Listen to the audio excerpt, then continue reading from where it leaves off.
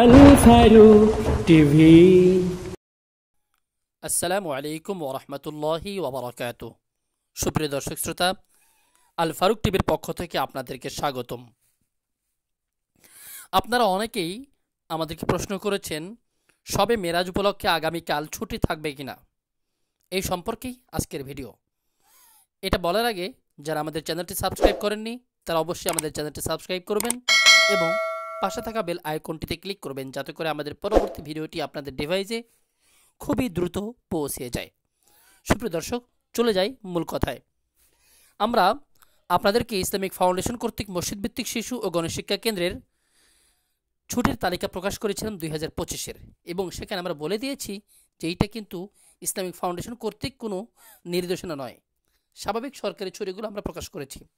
তাই সেখানে কোনো আগামীকাল অর্থাৎ শবে মেরাজ উপলক্ষে কোনো ছুটির তালিকা নেই, বিধায় আজকে আমরা এই ভিডিওটি করছি।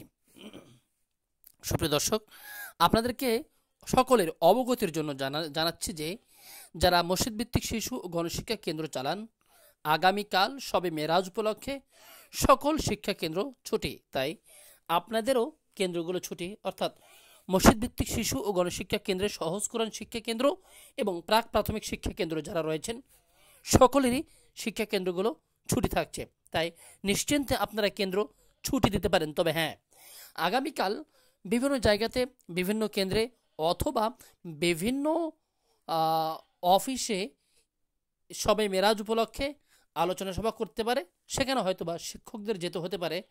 এটা অফিসিয়ালি বিষয়, সেটা যার যার অফিস সেটা দেখবে। তবে হ্যাঁ, কেন্দ্রগুলো অবশ্যই ছুটি থাকছে, এ ব্যাপারে নিশ্চিন্তে থাকবেন ইনশাআল্লাহ, এবং এটা আমরা গ্রহণযোগ্য তথ্যের ভিত্তিতে আপনাদেরকে জানাচ্ছি। তো সুপ্রিয় দর্শক, আজকে এতটুকুই। খুবই শীঘ্রই আপনাদেরকে জানাতে যাচ্ছি যে আগামীতে খুব দ্রুত নিয়োগ দিচ্ছে কিনা। অবশ্যই আমাদের চ্যানেলের সাথেই থাকবেন, আমাদের সাথেই থাকবেন। আল্লাহ হাফেজ। আসসালামু আলাইকুম রহমতুল্লাহ।